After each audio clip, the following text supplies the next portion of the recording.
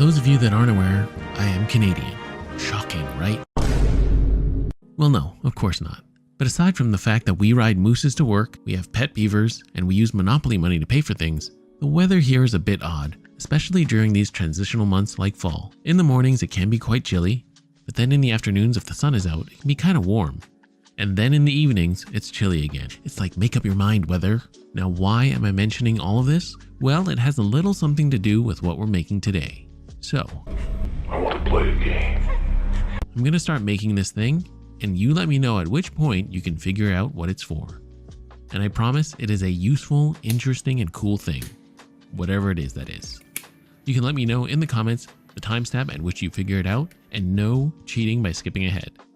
So as I've been rambling on, my materials have been gathered, and we're using some really nice copper 550 paracord available at paracordweavers.com. And in addition to that, we have a carabiner, small buckle, and a dog's nose. I mean, cord lock. With the first piece of cord, the longest one, I'm going to pass it through the carabiner and even up the cords. And from here, I'm going to tie my second favorite stopper knot, the double snake knot or double wall knot. Depends on how much of a stickler you are for knot names. Now, I like this stopper knot because number one, it looks great. And number two, the snake knot has always sounded cool to me. And number three, most importantly of all, it's very easy to tie. A lot less confusing than the diamond knot, even though that will always be my number one. So with that double snake knot tied, I'm going to cinch it up right against the carabiner. And the great thing about this knot too is you can easily loosen and shift the knot by pushing up against the knot from either side. This knot is so much easier to move back and forth compared to the diamond knot, as it's just a lot less complex to tie and therefore easy to move, as the slack has a simpler path to travel through the knot.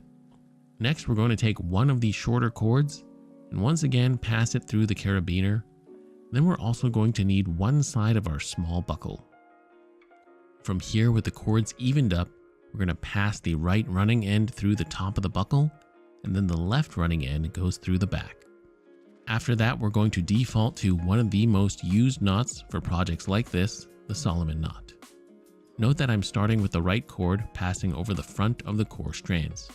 And from there, we're just going to do the usual routine of tying these Solomon knots going down the core strands. There isn't really much to it. Really, I think the Solomon knot is one of the most versatile knots you can learn and master, and it's not hard to master at all. However, how you use the Solomon knot is the true sign of mastery. It's great for creating projects like this because you can make straps, connectors, and attachment points very easily.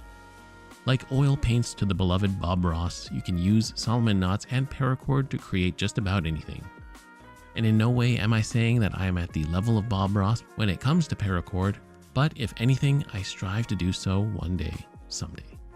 Now let's get back to our happy little paracord creation. And by the way, have you been able to guess what this is yet? If not, we're almost there. So that first section of Solomon knots is done, and we're going to do the clean finish for aesthetics.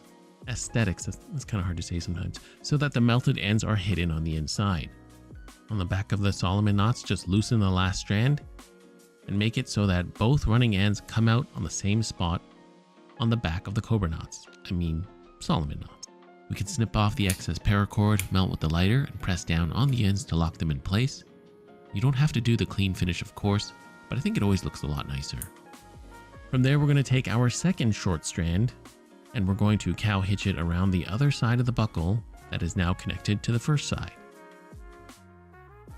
And then with the running ends of the short strand, we're going to pass them in between the two strands of the first long set that is connected to the carabiner with the double snake knot.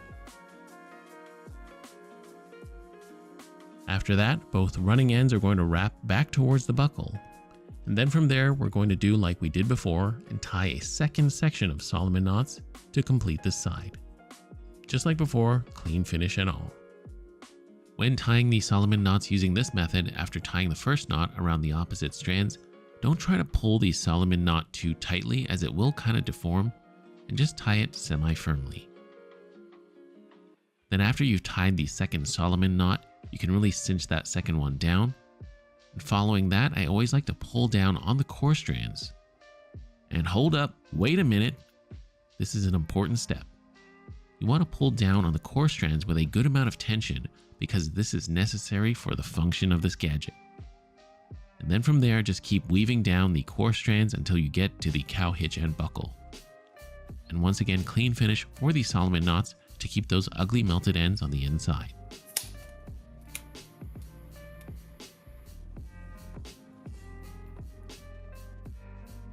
With that done, we're going to take our cord lock, and pass both running ends of the long strand through. And lastly, we're going to tie one more double snake knot. The length of the second double snake knot from the cord lock is about 4 inches or 10 centimeters. So, all right, I've kept you in the dark long enough, and if you haven't guessed already, or if you cheated and skipped ahead, as I said before, the weather in Canada right now is as fickle as a Tinder date. So in the mornings and evenings, you might need a hoodie, thin jacket, or shirt jacket, or shacket as I like to call them. But if you're out and about and you want to take that extra piece of clothing off, you can now store and carry that clothing easily using the gadget we just made. So what should we call this? I'm thinking hoodie holder or maybe shacket sling. You guys let me know in the comments if you have any other ideas. But as you can see, it's very easy to use. You open it up via the buckle. Because of how we made it, it can cinch down and open up to different sizes, as the thickness of your garment could vary, which means that this sling can accommodate all sorts of clothing.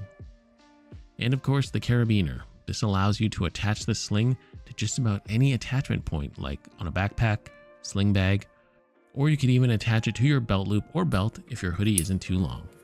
And now you can carry that extra garment hands-free, baby.